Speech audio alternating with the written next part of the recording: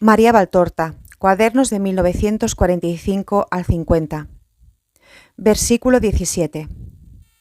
Jesús, en su cuerpo glorificado, de una belleza inconcebible, es y no es distinto de como era en la tierra.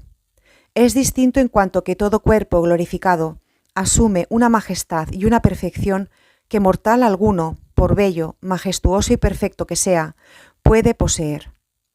Mas no es distinto por cuanto la glorificación de la carne no altera los rasgos de la persona. De aquí que, en la resurrección de los cuerpos, aquel que fue alto será alto, el que fue delgado será delgado, el que fue robusto será robusto, el que rubio, rubio, el que moreno, moreno, y así de lo demás.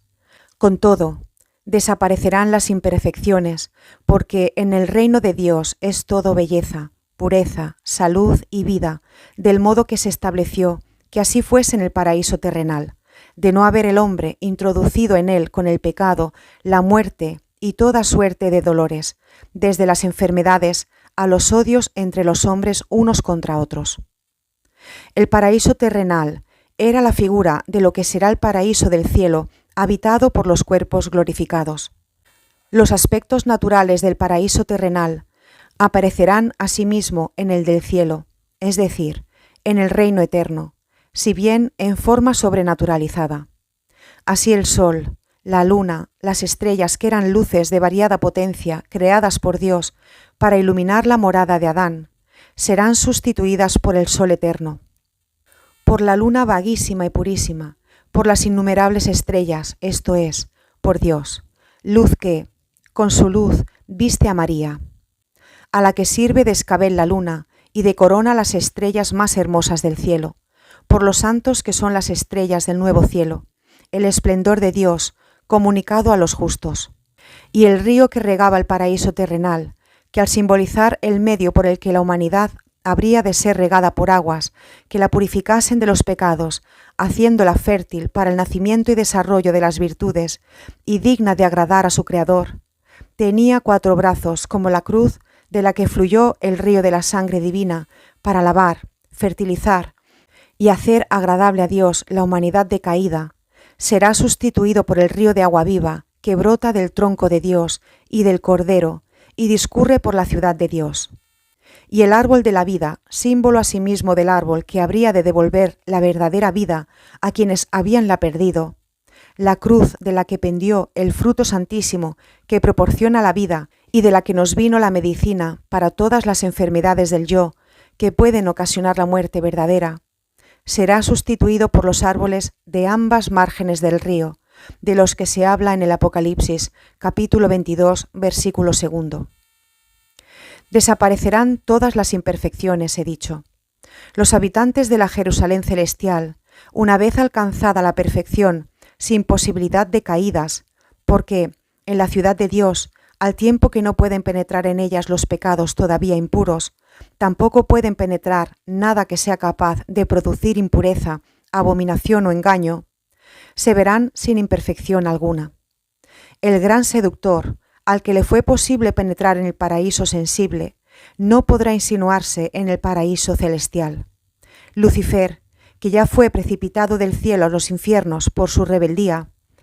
será sepultado y reducido a la nada, hasta el fin de los tiempos, antes de que sobrevenga el nuevo cielo y la nueva tierra, para que ya no pueda obrar, dañar ni causar dolor a cuantos a la sazón hayan superado toda prueba y purificación y vivan en el Señor. Así pues, no habrá imperfección del espíritu ni de la mente que logre subsistir, y hasta las imperfecciones físicas, que constituyeron cruz y tormento, merecidas si fueron consecuencia de una vida inmunda e inmerecidas si fueron herencia de los padres o causadas tal vez por la ferocidad de los hombres, desaparecerán. Los cuerpos glorificados de los hijos de Dios serán cual habrían sido si el hombre hubiera permanecido íntegro en todo, cual Dios habíale creado, perfecto en las 3 partes que le integran, con esa perfección con la que Dios le formó. Jesús, el hombre Dios, perfectísimo por ser el Dios encarnado, íntegro por ser inocente y santo, sin lesión que suponga menoscabo ni vergüenza en ninguna de sus partes, ya que sus 5 heridas son perlas de gloria, que no marca infamante, luminoso al ser luz como Dios y gloriosísimo como hombre santísimo, hasta el punto de parecer blanco en sus carnes, vestidos y cabellos, como acaeció en el Tabor, con vestidura talar por ser sacerdote para siempre según el orden de Melquisedec, o sea, mediante ordenación directamente divina, hecho tal por el Padre, con ceñidor de oro por ser pontífice eterno, aparecerá ante todos cual era como hombre, para que todos le reconozcan, y cual es como gloriosísimo por haber, al obedecer al amor, gustado la muerte para dar a todos la vida, y los bienaventurados se regocijarán al verle. Yo soy el primero y el último.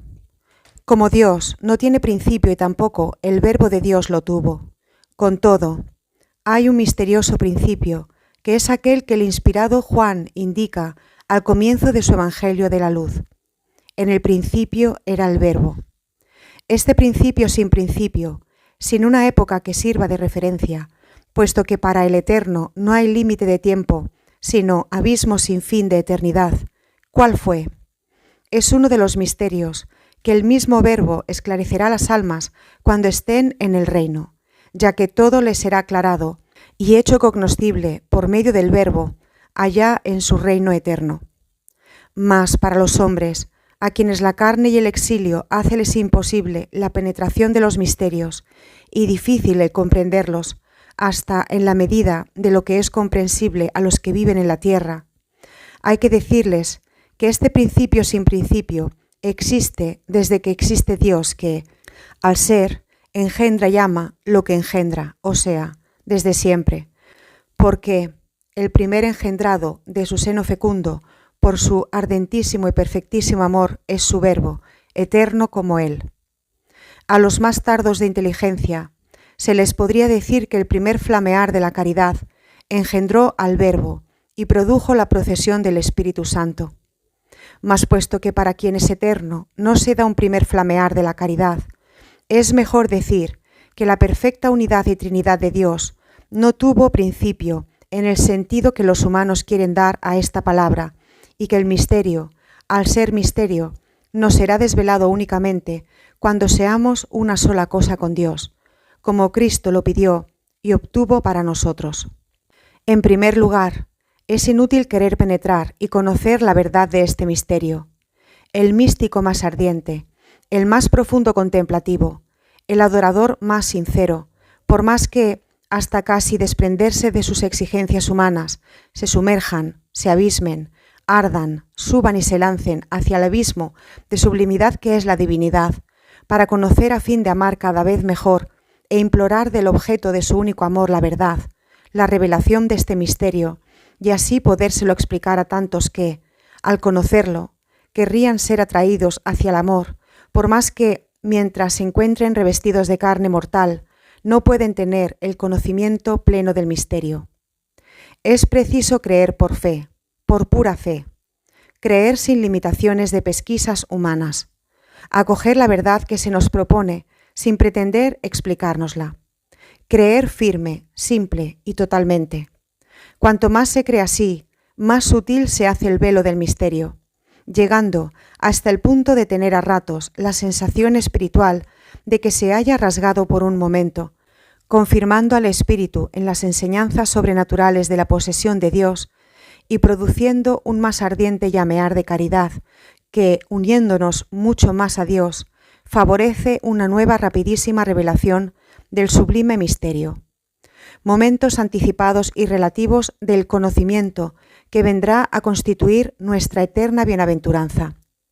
Entonces, conoceremos cuanto aquí, más o menos relativamente y en proporción a nuestra vida de identificación con Cristo, sabiduría, verdad, conocimiento del Padre, y a nuestra unión con la divinidad, logramos apenas entrever en su verdad.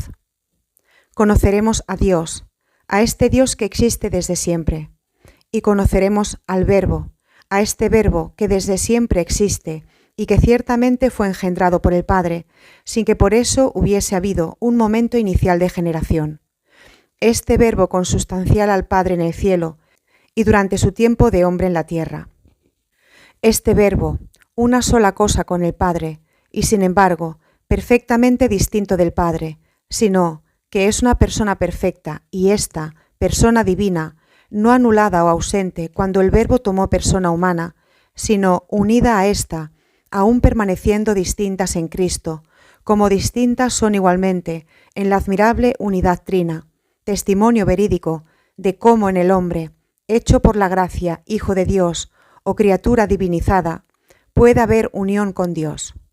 Unión perfectísima y única en el Verbo hecho hombre, que asumió, continuando siendo Dios, carne mortal, y unión relativa, pero no menos verdadera en el hombre, que es elevado de criatura natural y racional a criatura divinizada por su participación en la vida sobrenatural.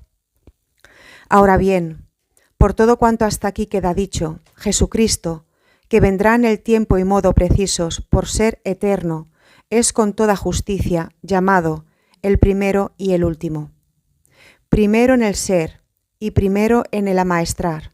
En primer lugar, a través de su palabra de sabiduría, que habló a los patriarcas y a los profetas por vías sobrenaturales, y después como maestro a las turbas de Palestina, y a partir de ahí, nuevamente por vías sobrenaturales a sus siervos e instrumentos que viven en la tierra. Y último, en el amaestrar, porque en el cielo a los espíritus bienaventurados y después a los resucitados, será el Verbo y por el Verbo, por Jesús,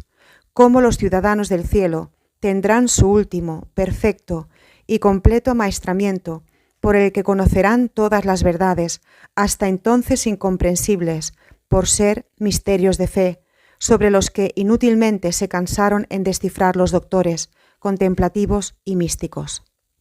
Maestro eterno, Maestro primero y último, Maestro que aún continuará siéndolo cuando todas las escuelas de doctores hayan dejado de existir. Maestro que colmará todas las lagunas que se dieron durante milenios y siglos acerca del conocimiento de Dios, que iluminará la profundidad del misterio, que siempre continuó oscuro para los entendimientos humanos, y anulará los errores de todas las escuelas humanas. Y como por su primer hágase, pronunciado cual maestro que sabe perfectamente cómo se han de hacer todas las cosas, para que resulten buenas, y así vino a la existencia la creación sensible, así también mediante su último hágase se pondrá fin a cuanto se corrompe, y será tenida por cosa buena lo que no lo es. Y tendrá su inicio el nuevo mundo, y se establecerán todas las cosas de un modo nuevo e inmutable,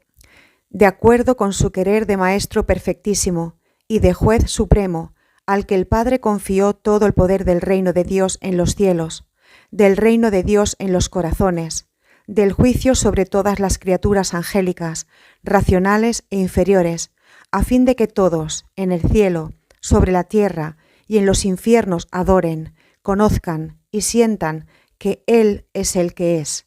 Rey de reyes, Señor de los señores, el Alfa y el Omega,